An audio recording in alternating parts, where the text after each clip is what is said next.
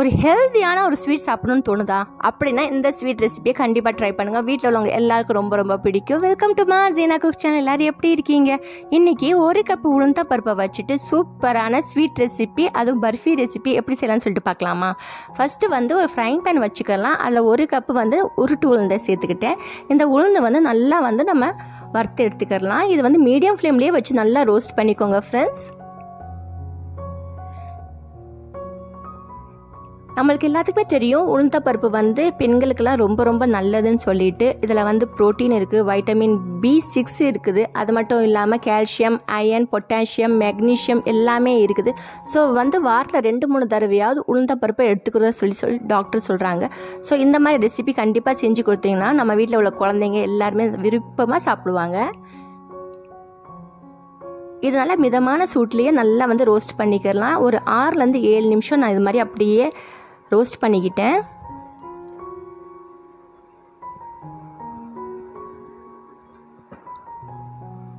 இது லைட்டாக colour change ஆகணும். அதே மாதிரி நல்ல ஒரு அரோமா கிடைக்கும். அந்த ஸ்டேஜில் வந்து இப்போ என்ன செய்யலான்னு பார்க்கலாம்.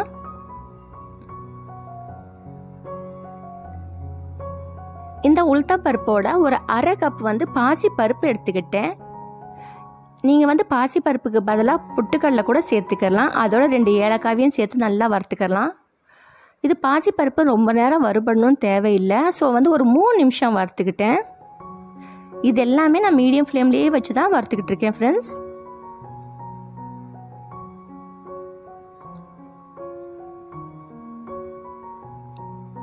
இது நல்லா ரோஸ்ட் பண்ணிக்கலாம். ரோஸ்ட் பண்ணிவிட்டு இப்போ என்ன செய்யலாம்னா, இது வந்து ரோஸ்ட் ஆயிடுச்சு. ஸோ நான் அடுப்பை ஆஃப் பண்ணிவிட்டு ஒரு தட்டில் வந்து ட்ரான்ஸ்ஃபர் பண்ணிக்கிட்டேன்.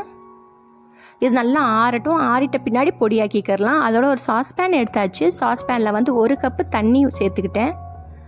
இந்த 1 கப்பு உளுந்த பருப்பு, 1/2 கப்பு பாசி பருப்புக்கு 1 கப்பு தண்ணி, 2 கப்பு வெல்லம் கரெக்டாக இருக்கும். வெல்லம் தூளாக்கி சேர்த்தாச்சு. இப்போ இது நல்லா வந்து கரையட்டும்.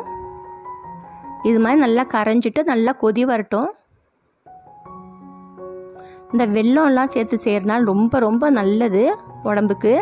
ஸோ கண்டிப்பாக இந்த ரெசிபியை ட்ரை பண்ணுங்கள் ஃப்ரெண்ட்ஸ். இப்போ நல்லா கொதி வந்துருச்சு. இப்போ இதையும் அடுப்பை ஆஃப் பண்ணிடலாம். அடுப்பை ஆஃப் பண்ணிவிட்டு இது ஓரமாக எடுத்து வச்சுக்கலாம். அதோட ஆறிடுச்சு. இப்போ இந்த உளுந்த பருப்பும் பாசி பருப்பும் ஸோ வந்து இப்போ வந்து மிக்ஸி ஜாரில் சேர்த்துக்கிட்டேன். ஒரு 2 பாட்டாக சேர்த்து அரைச்சிக்கிட்டேன். இது மாதிரி சின்ன ஜாரில் போட்டு அரைக்கவுன்னா சீக்கிரம் அரைப்பட்டுரும். இதனால் ஃபைன் பவுடராக அரைச்சிக்கிட்டேன். அதோட 1 ஒரு பாதி பாகம் இருந்துச்சு இல்லையா, அதையும் சேர்த்து இதை மாதிரி அரைச்சிக்கலாம்.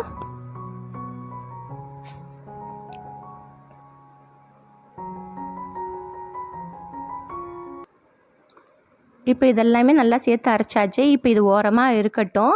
இப்போ வந்து நம்ம வீட்டில் அடிக்கனமான கடாய் இல்லாட்டிக்கு குக்கர். நான் இன்றைக்கி வந்து ஒரு 5 லிட்டர் குக்கரை வச்சுட்டு இந்த நம்ம வெல்லம் பாகு ரெடி பண்ணி வச்சுருந்தோம் இல்லையா, அதை ஃபில்ட்ரு வச்சு நல்லா ஃபில்ட்ரு பண்ணி ஊற்றிட்டு இது நல்லா கொதிக்க வச்சிடலாம் மறுபடியும். ஏன்னா நம்ம ஆறிடுச்சு. அதனால் இதை நல்லா கொதிக்க வச்சுட்ட பின்னாடி நம்ம அரைச்சோம் இல்லையா, அந்த பொடியை சேர்த்துக்கலாம். இப்படி ஒரு கையில் வந்து பொடியை எடுத்து பிடிச்சிக்கோங்க. இன்னொரு கையில் வந்து இப்படி வந்து ஸ்பேச்சுலாவோ ஸ்பூனோ வச்சுட்டு இது மாதிரி கலந்து விட்டுக்கோங்க. நம்மளுக்கு வந்து ஸ்டார்டிங்கில் வந்து கொஞ்சம் கொஞ்சம் கட்டி மாதிரி ஃபார்ம் ஆகும். அதனாலும் பரவாயில்ல. அது வந்து அப்படியே உடச்சி சேர்த்துக்கிட்டே இருந்தோம்னா கரெக்டாக ஆயிரும் ஃப்ரெண்ட்ஸ். ஸோ இதை பற்றி எதுவுமே பயப்பட தேவையே இல்லை. அதோட ஒரு 1/4 கப்பு வந்து நெய் சேர்த்துக்கிட்டேன். இது 4-5 மேஜை கரண்டி இருக்கும். அந்த நெய்யும் சேர்த்துட்டு செய்யவோன்னா ரொம்ப டேஸ்டியாக இருக்கும். இது நல்லா இப்படி இது மாதிரி கலந்து விட்டுட்டு 1 கப்பு பால், இந்த பாலையும் நான் சேர்த்தாச்சு.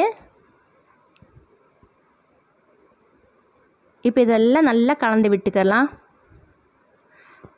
இப்போ வந்து லிக்விட் கன்சிஸ்டன்சியாக இருக்கு இல்லையா, இப்போ இது நல்லா வந்து திக்காகிற வரைக்கும் நல்லா கிளறி விட்டுக்கிட்டே இருக்கணும். இந்த நேரத்துலேயும் ஃப்ளேமை வந்து ஹையாக வச்சிட வேணாம். மீடியம் ஃப்ளேம்லேயே வச்சுட்டு நல்லா கலந்து விட்டுக்கலாம். இதெல்லாம் நல்லா சுருண்டு நல்லா அப்படியே ஃபுல்லாக சூப்பராக வந்துடும். ஒரு சிட்டிகை உப்பையும் சேர்த்துட்டு மறுபடியும் 1 ஸ்பூன் நெய் சேர்த்துக்கிட்டேன். டோட்டல் வந்து ஒரு 5 ஸ்பூன் நெய் தேவைப்படும் நமக்கு இந்த ஸ்வீட்டுக்கு. கண்டிப்பாக இந்த ரெசிபியை ட்ரை பண்ணுங்கள். எப்படி அது வந்துச்சுன்னு சொல்லிவிட்டு கமெண்ட் செக்ஷனில் கமெண்ட் பண்ணுங்கள் ஃப்ரெண்ட்ஸ். இது நல்லா சூப்பராக ஊட்டுற மாதிரி ரவுண்ட் ஷேப் வர்ற மாதிரி ஆக்கிட்டு ஒரு பாலித்தீன் பேப்பரோ இல்லாட்டிக்கு பட்டர் ஷீட்டோ அது மாதிரி இருந்துச்சுன்னா இது மாதிரி போட்டுக்கோங்க. போட்டு நம்ம ரோல் பண்ணி கட் பண்ணி எடுத்து சாப்பிடோன்னா ஸ்வீட் பர்ஃபி டைப்பில் இருக்கும். இல்லாட்டிக்கு அப்படியே கிண்ணத்தில் கூட வச்சு குழந்தைங்களுக்கு கொடுக்கலாம் வேணும்னா.